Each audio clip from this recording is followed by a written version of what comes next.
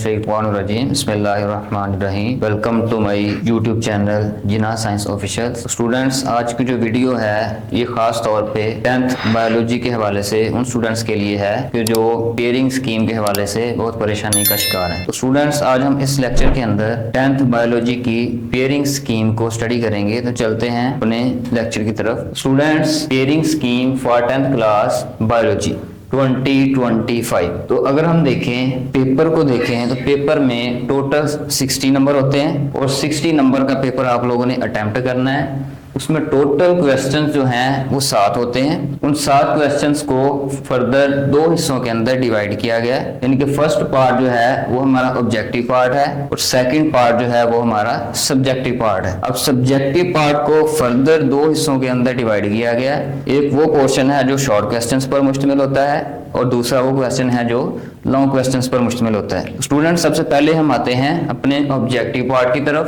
तो टोटल जो है हमारे पास इसके 9 चैप्टर हैं 10th बायोलॉजी के। इन 9 चैप्टर्स को हम देखते हैं कि एमसीक्यूज किस तरह डिवाइड किए गए हैं। चैप्टर नंबर 10 को अगर हम देखें स्टूडेंट्स, तो चैप्टर नंबर 10 में से एक एमसीक्यूज आ रहा है, चैप्टर नंबर 11 में से एक एमसीक्यूज आ रहा है, 12 में से भी एक एमसीक्यूज आ रहा है। अब चैप्टर नंबर 13 को देखें तो एक एमसीक्यूज इस चैप्टर में से आ रहा है, 14 में से 2 एमसीक्यूज आ रहे हैं, 15 में से भी 2 एमसीक्यूज आ रहे हैं। अब 16 को अगर हम देखें तो चैप्टर नंबर 16 में से 2 एमसीक्यूज हैं, 17 में से एक एमसीक्यूज है और 18 में से एक एमसीक्यूज आ रहा है। तो टोटल हमारे पास जो ऑब्जेक्टिव पार्ट है वो 12 मार्क्स पर मुश्तमिल होता है और ये आप लोगों ने अटेम्प्ट करने ही होते हैं। इसमें किसी किस्म की भी कोई चॉइस नहीं होती।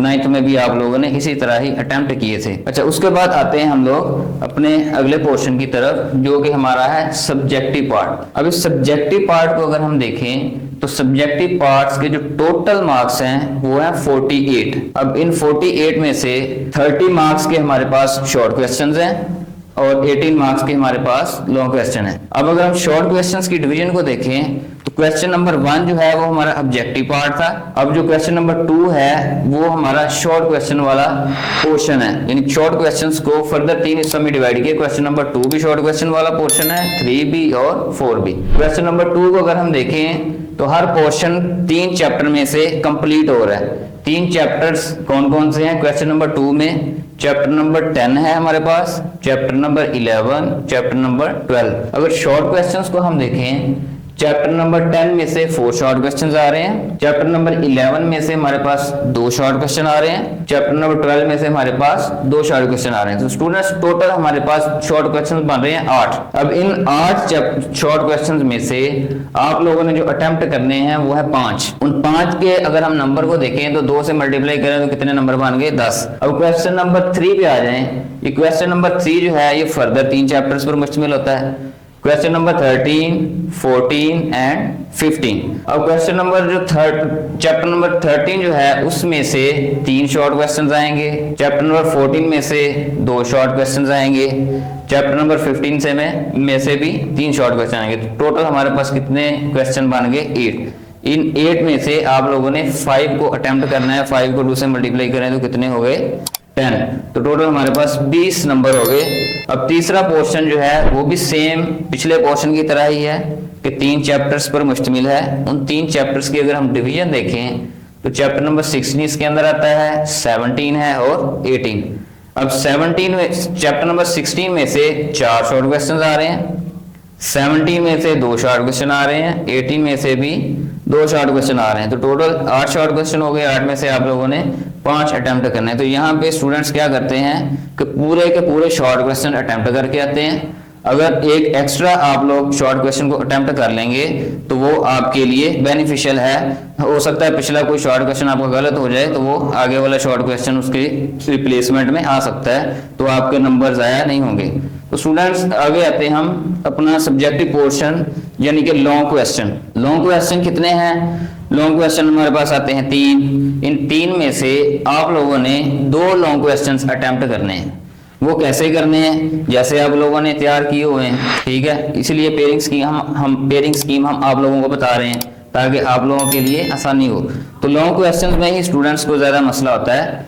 तो long question 5, long question 6, long question 7, तो ये 3 क्वेश्चन है हमारे पास, ठीक है। ये तीनों ही लॉन्ग क्वेश्चन है। अब इसकी होती है पार्टीशन। पार्टीशन कैसे होती है कि इसका एक ए पार्ट होता है और एक बी पार्ट होता है। अब 3 लॉन्ग क्वेश्चन हैं, इनमें से 2 आपने अटेम्प्ट करने हैं, तो हर लॉन्ग क्वेश्चन जो है वो 9 मार्क्स का होगा। तो 9 को 2 से मल्टीप्लाई करें तो कितने बन गए टोटल हमारे पास 18 नंबर, 18 मार्क्स, यानी कि 18 मार्क्स से आप लोगों ने लॉन्ग क्वेश्चन अटेम्प्ट करने।